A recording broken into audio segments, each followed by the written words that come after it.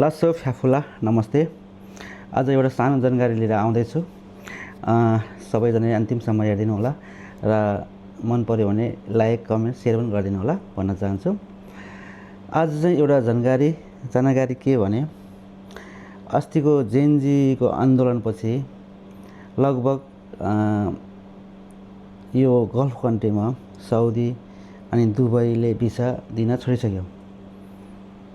Visit भिसामा अहिले Dubai आउन सकिँदैन।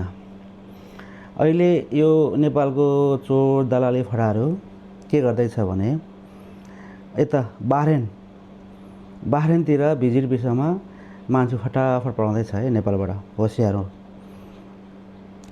बाह्रेनमा आएर भिजिटमा आएर काम पाउनलाई धेरै गाह्रो छ। यो कन्ट्री सानो छ।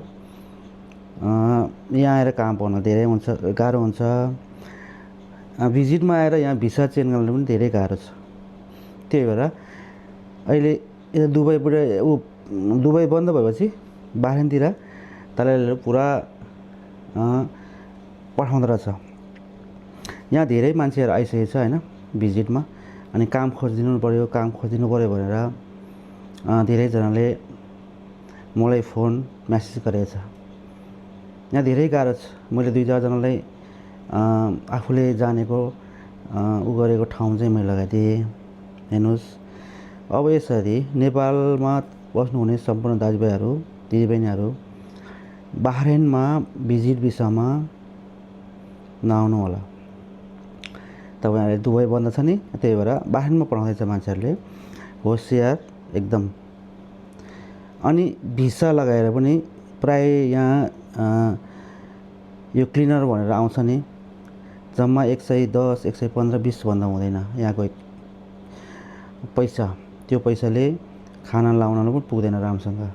त्यही भएर एकदम सोचेर आउनु होला। बाह्रेन आउनुभन्दा पहिले सम्पर्क गर्नु होला, याद गर्नु होला, सम्झिनु होला। म सबै यहाँको बारेमा भनिदिन्छु।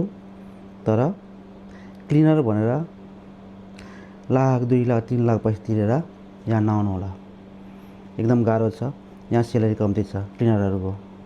80, 100, 120 धेरै भयो 130सम्म दिन्छ। 130ले खानालाई कुनै खाना लाउनलाई घुम्नलाई पुग्दैन।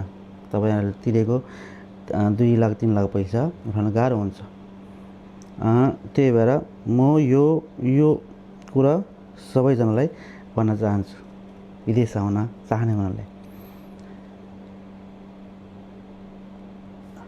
त्यति मात्र हो होइन। बाँकी कुरा म यो भिडियो